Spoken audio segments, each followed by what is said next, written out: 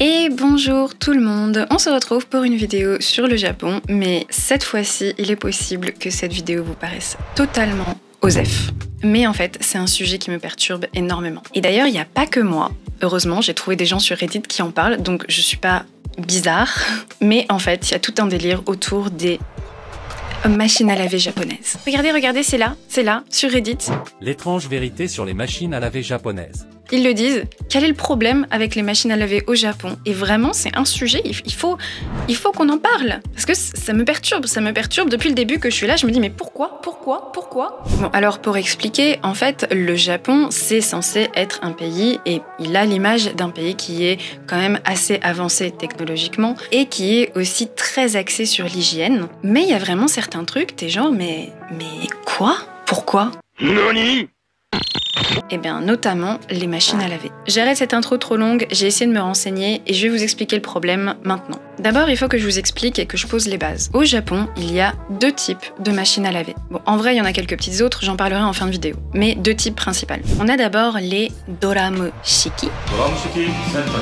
Donc je dirais que c'est les machines, disons, traditionnelles pour nous, c'est-à-dire à tambour. Je vous fais pas une description du truc, la très grosse majorité des Français ont ça, et je pense en Europe aussi. Et ça, y a pas de problème. Mais en fait, c'est très loin d'être la machine la plus utilisée au Japon. Selon ce site japonais, qui fait le classement des meilleures machines à tambour, sélectionnées par les femmes, parce que oui, qui dit machine à laver, dit ménage, dit...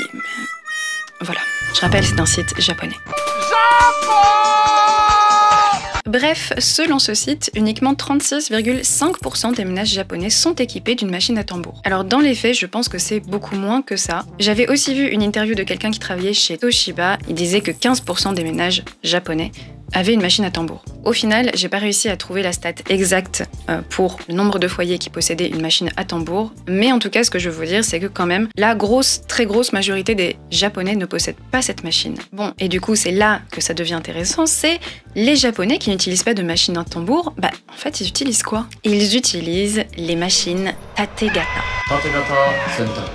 Littéralement la machine qui s'ouvre par le haut. Bon, alors qu'est-ce qui est différent dans ces machines à laver? C'est pas forcément le fait qu'elles s'ouvrent par le haut, même si effectivement elles s'ouvrent par le haut. Donc, le principe, je vais essayer de résumer la chose, même si c'est très difficile à expliquer. En fait, la machine ne tourne pas en elle-même, mais sur le fond de la machine, il va y avoir un truc qui va un petit peu remuer comme ça, qui va faire remuer l'eau à l'intérieur de la machine. Des petites rotations comme ça. Ting, ting, ting. Vous comprendrez peut-être mieux en vidéo.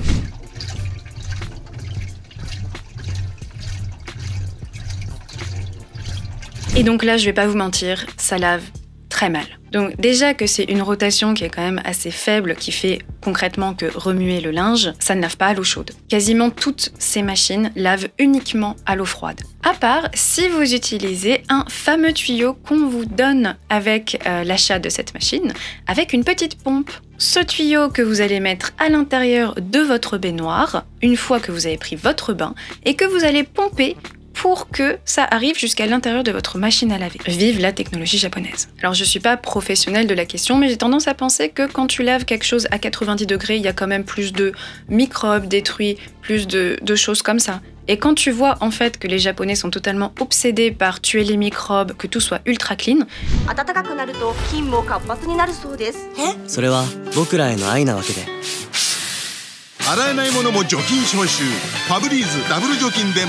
j'ai du mal à comprendre. Et ne pensez surtout pas que les Japonais font ça pour une question d'écologie.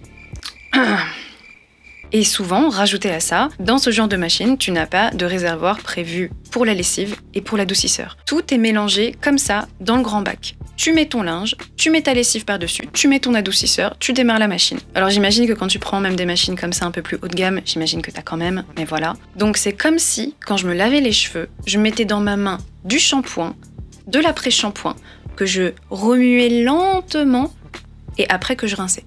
Bah je fais pas ça. Bon, et je suis pas la seule qui dit que ce genre de machine lave mal. Si vous allez sur le site de Kampai, par exemple, ils parlent de ce genre de machine et ils disent littéralement sur le site « permet de laver le linge peu sale ».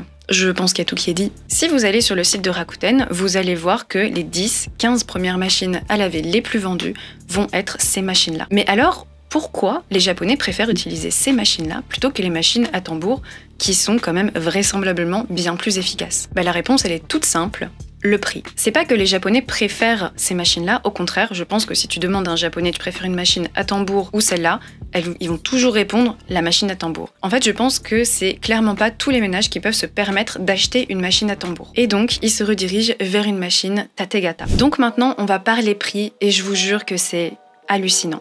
Vraiment. Les machines à laver à tambour au Japon sont hors de prix. Bon, donc au moment où je tourne cette vidéo, j'ai regardé du coup les débuts de prix pour les machines à tambour. Et là, on peut voir du coup sur le site que la machine à tambour la moins chère, c'est 880 €. Le premier prix, c'est-à-dire la machine à tambour la plus nulle, elle est à 880 €.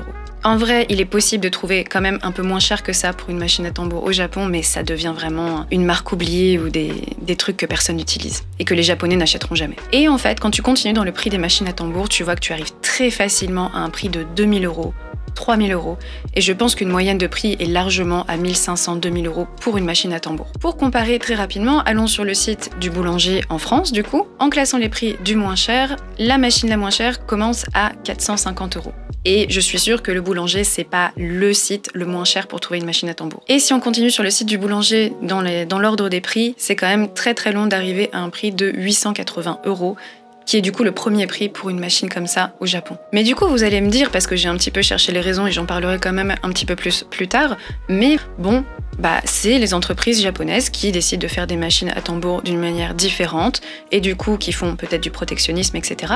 Mais en fait, pas vraiment. Je suis allée du coup sur ce site de Reddit qui parle de ce sujet. Le sujet, c'est littéralement pourquoi les machines à tambour sont-elles si chères au Japon. Et on voit par exemple cette personne qui dit qu'il a acheté en Allemagne une Siemens milieu de gamme à 530 € et il a cherché la même machine de la même marque au Japon et ça lui a coûté... Maintenant, revenons sur le site de Rakuten, juste pour regarder combien coûtent les fameuses machines qui remuent le linge. Et les débuts de prix, ils commencent à 300 €. Donc finalement, je pense à peu près les mêmes débuts de prix pour les machines à tambour chez nous, en fait. Et donc voilà, est-ce que tu veux dépenser 300 € dans une machine ou 1500 €?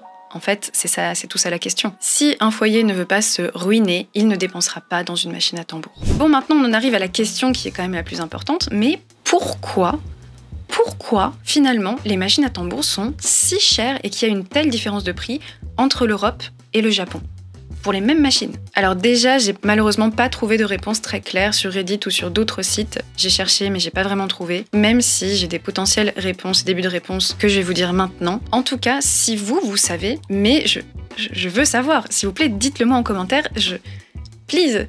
10 ans que j'habite au Japon, je veux savoir. Mais donc, je vais quand même vous aiguiller. En fait, au Japon, la machine à laver à tambour est considérée comme une sorte de produit de luxe. Parce qu'en plus, finalement, d'avoir la fonction de laver à l'eau chaude, ce que n'a pas l'autre machine, elle permet aussi de faire option séchage. Parce que, évidemment, je l'ai même pas précisé, mais l'autre machine, jamais elle fait séchage. Ça n'existe pas. Et en fait, pour moi, ça rentre peut-être dans l'esprit japonais, leur manière de consommer. Un jour, je ferai une vidéo sur la manière de consommer des Japonais parce que c'est très intéressant. Mais dans leur tête, c'est un produit cher, alors ils acceptent de payer cher. Si une marque vend une machine à tambour 2000 € et que les Japonais achètent, ils n'ont aucune raison de baisser les prix. Ça, c'est un peu mon interprétation, mais je pense qu'il y a beaucoup de choses comme ça, notamment au Japon sur les cartes SIM, la téléphonie qui est extrêmement chère par rapport à tous les autres pays du monde, bon peut-être pas tous mais quand même, les Japonais en fait sont d'accord de payer ce prix-là parce que ce sont des consommateurs qui vont toujours rester sur les mêmes marques et qui vont faire confiance aux marques qu'ils connaissent. Est-ce qu'il y a une entente avec les marques au Japon pour ne pas baisser le prix en dessous d'un certain seuil pour que tout le monde soit content? C'est possible. Ça, pareil, je sais pas. Rappelons que c'est interdit. Enfin, en tout cas en France, je sais pas, mais j'imagine qu'au Japon c'est interdit aussi. Mais en tout cas sur cette histoire d'entente, et pour revenir à la téléphonie, Docomo, au, SoftBank, ce sont les trois grosses marques de... Enfin, la téléphonie, c'est eux. Moi, ça me paraît assez évident qu'il y a des ententes entre les trois, comme il y avait entente entre Bouygues, Orange et SFR à notre époque. D'ailleurs, je crois qu'ils ont eu une énorme amende à cause de cette entente en France. Mais du coup, au Japon, il y a des moyens d'avoir un réseau téléphonique pour beaucoup moins cher que ces trois réseaux, mais les Japonais vont quand même tendance à rester sur les trucs qu'ils connaissent déjà. Ce qui fait que Docomo, au et SoftBank, en fait, ils s'en foutent. Du coup, ils baissent pas forcément les prix. Bref, une des raisons potentielles, ce serait juste que les Japonais acceptent de payer cher, et comme dirait le mec sur Reddit, for some reason, sans vraiment savoir pourquoi. On sait pas trop. Alors j'ai trouvé aussi d'autres potentielles explications qui disent que les Japonais en fait préféraient les machines qui s'ouvrent par le haut, notamment à Tokyo parce que les appartements sont un peu exigus et donc par souci de place, ils préféreraient ce genre de machine. Moi j'y crois moyen quand même. Mais voilà, comme dit, difficile de trouver une explication autre que ça. Maintenant j'aimerais quand même rajouter certains détails par rapport aux machines à laver au Japon. On peut noter au Japon qu'il y a beaucoup de cleaning. Franchement, il y en a toutes les 2 rues. C'est un truc de fou. Il n'y en a pas autant que des combini, mais il y en a quand même beaucoup. Cleaning, pony, cleaning. Donc cleaningu, c'est un pressing en fait, tout simplement. Et il y a aussi beaucoup de machines à tambour professionnelles qui se trouvent du coup dans des... je sais pas comment expliquer. Là où il y a plein de machines à laver dans un endroit et il y en a un peu partout dans tous les quartiers, tu peux y aller pour aller laver ton linge. Et donc je pense que quand tu es au Japon, que tu habites au Japon, tu as une machine du coup qui s'ouvre par le haut parce que c'est cher, peut-être pour une question de place, j'en sais rien. Quand tu vas laver des trucs entre guillemets plus importants, plus gros, qui ont vraiment besoin d'être propres, comme les draps par exemple, tu vas aller en cleaningu ou alors donc dans ces fameux endroits où tu peux laver avec une vraie machine à laver. Et en fait la machine qui s'ouvre par le haut, ça va être vraiment pour le lavage type c'est pas si grave si c'est pas si propre. Aussi fun fact, puisqu'on parle des machines à laver et que a priori je n'en parlerai plus jamais sur cette chaîne, souvent les machines à laver sont à l'extérieur des appartements, aussi question de place. Par exemple ma machine à laver chez moi, elle se trouve sur mon balcon, voilà. Et parfois ça peut se trouver aussi dans les espaces communs, donc vous avez un long couloir avec toutes les entrées d'appartements et les machines à laver vont se trouver juste à côté de votre porte, par exemple. Voilà, juste fun fact. Autre chose aussi, c'est que du coup j'ai cherché un petit peu sur internet ce qui existait comme machine à laver, j'ai fait mes recherches. Et il existe aussi d'autres petites machines à laver, toutes mignonnes, par exemple juste pour laver tes sous-vêtements, tes petites chaussettes, des trucs qui tournent comme ça. Voilà, c'est why not. C'est marrant. Bon, en tout cas, j'ai fini pour cette vidéo. Merci d'avoir regardé ce sujet sur un truc qui est complètement osef, mais moi qui vraiment m'anime. Vous allez pouvoir briller en société maintenant et raconter votre petite histoire en soirée, c'est cool. En tout cas, si vous avez une réponse claire de pourquoi les machines à tambour sont plus chères au Japon, franchement, dites-le moi en commentaire, je veux savoir. En tout cas, je vous retrouve bientôt pour un sujet peut-être un petit peu plus sérieux. Plein de bisous, n'hésitez pas à follow la chaîne, ça fait toujours plaisir. Et je vous souhaite une très très bonne journée. Plein de bisous. Cleaning, pony, cleaning.